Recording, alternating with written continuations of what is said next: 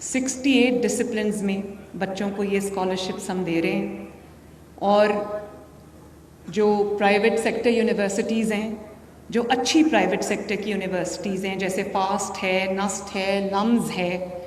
اور بھی ہم اس میں کالجز اور یونیورسٹیز ایڈ کرتے جائیں گے، ان میں بھی بچوں کو صرف اور صرف ان کے میرٹ کی بیس پہ یہ داخلہ ملا ہے اور یہ اسکالرشپ ملا ہے.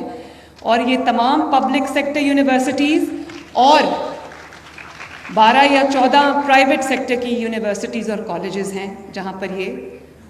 اسکالرشپس ملے ہیں.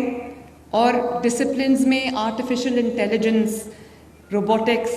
کلائمیٹ چینج، انوائرمنٹل سائنسز، میں یہ چاہتی ہوں کہ آپ وہ والے سبجیکٹس پڑھو، وہ ڈسپلنز پڑھو، ادھر جاؤ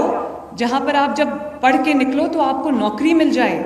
آپ کی جاب مارکیٹ میں آپ کی ڈیمانڈ ہو. صرف ہم وہ چیزیں نہ پڑھیں جس کو ایک پڑھ کے صرف ڈگری لینی ہے اور وہ ڈگری آج کی دنیا میں ریلیونٹ نہیں ہے.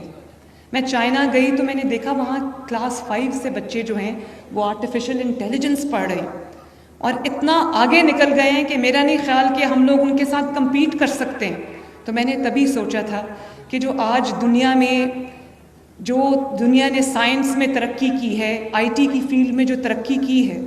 انشاءاللہ تعالیٰ کم از کم پنجاب میں پوری کوشش کروں گی کہ ہمارے بچے بھی at par with the world.